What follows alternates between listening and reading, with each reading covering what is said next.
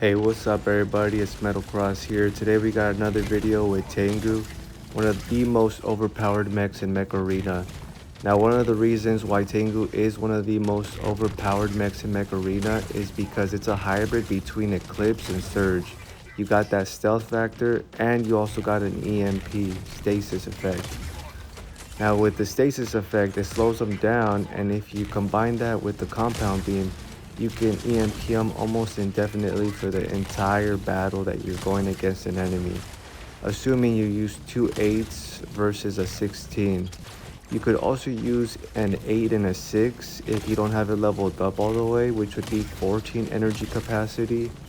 However, as long as you got a compound beam, you should be good to go with the Tengu. Now, I have seen other overpowered builds with Tengu with revokers. I'm sure you could use other weapons. Personally speaking, at the moment, I haven't been wanting to switch up from the compound beam. And that was from somebody who didn't even like compound beam to begin with. The reason I ended up choosing compound beam was primarily for that EMP effect.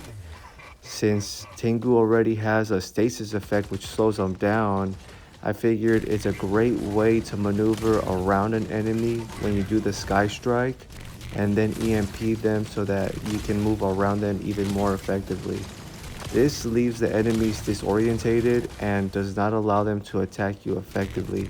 When it comes to 1v1s, Tengu is winning just about every firefight. I've beaten them against Deathwalkers and just about every other mech that has been released recently. My only regret is that I didn't get Tengu earlier. Now, you will have to stay on the side skirts of every map. Personally speaking, I'm enjoying Team Deathmatch mainly because the maps are a lot smaller. But when it does come to being and maneuvering in a map, you're going to have to stay on the sidelines. Once you start traveling down the middle of a map, that's where the trouble is going to happen because the lines of sights are a lot longer and people can get you with long range weapons. You want to almost let the enemies come to you. With the Tengu setup, you have the ability to jump over their fire, apply a stasis, and also have stealth at the same time. So as long as you maneuver effectively on the side skirts of the map, you should have no issue destroying all the enemies.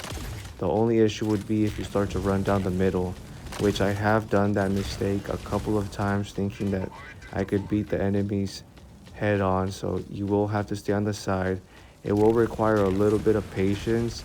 However, if you're willing to wait 2 to 5 seconds, there's usually an enemy coming on the side just about every time.